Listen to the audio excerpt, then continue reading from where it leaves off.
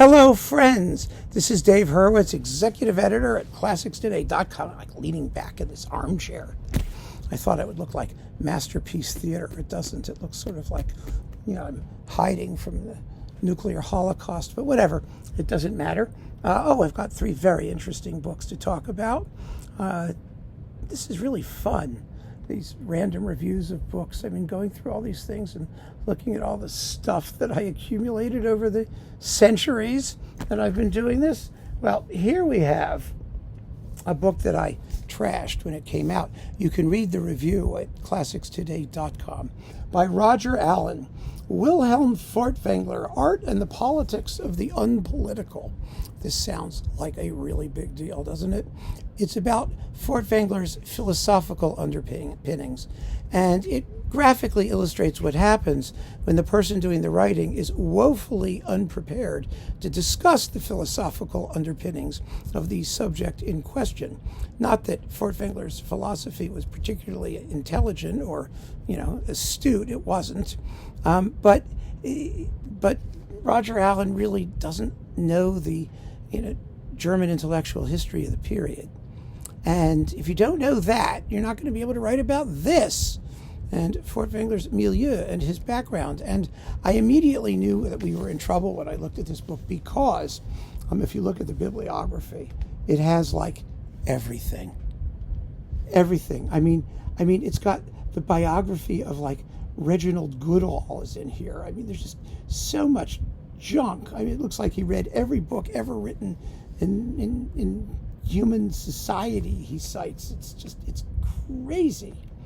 Absolutely crazy. John Toland's Hitler. It's a very interesting biography, but what does that have to do with Furtwängler?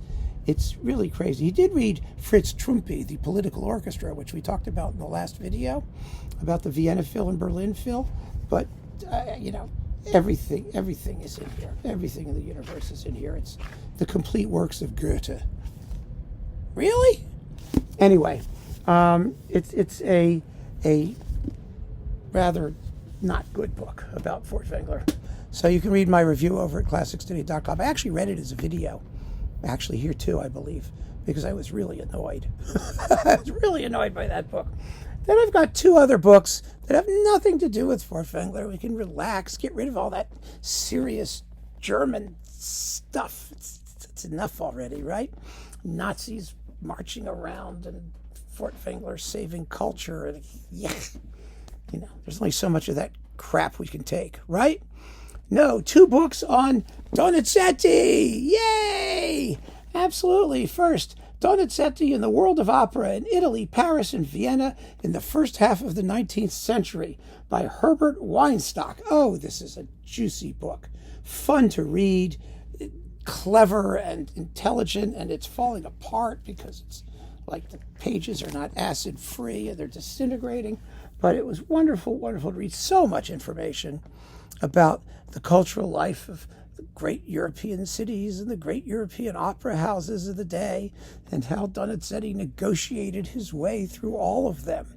He was one of the most famous opera composers of his day, you realize Donizetti wrote around 70 operas, something like that. It's just a huge amount of work, incredible, before he had syphilis and went crazy, and had some issues, but wow, cool stuff.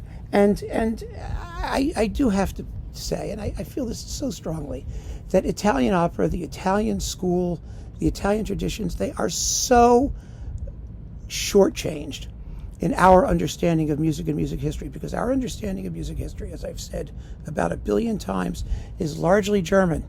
It was forged in the birth of academic musicology in the 19th century, which was a largely German undertaking, which elevated German music, German aesthetics, German forms of musical analysis, think Schenker and those folks, and absolutely trashed anything that did not fit their paradigm and fit the German paradigm. And it, of course, emphasized orchestral music or analyzable music, because Wagner, of course, was vocal music, but it was symphonic, so that it could be analyzed in the same way that you analyzed, more abstract orchestral stuff. And as a result of that, we have cut ourselves off from the fountainhead of inspiration for much of 19th century music and all of the classical period and the Baroque period, just about, almost all of it. And so I really think it's important that we right the balance. That's how I feel. And Donizetti is one of those composers. Interesting guy.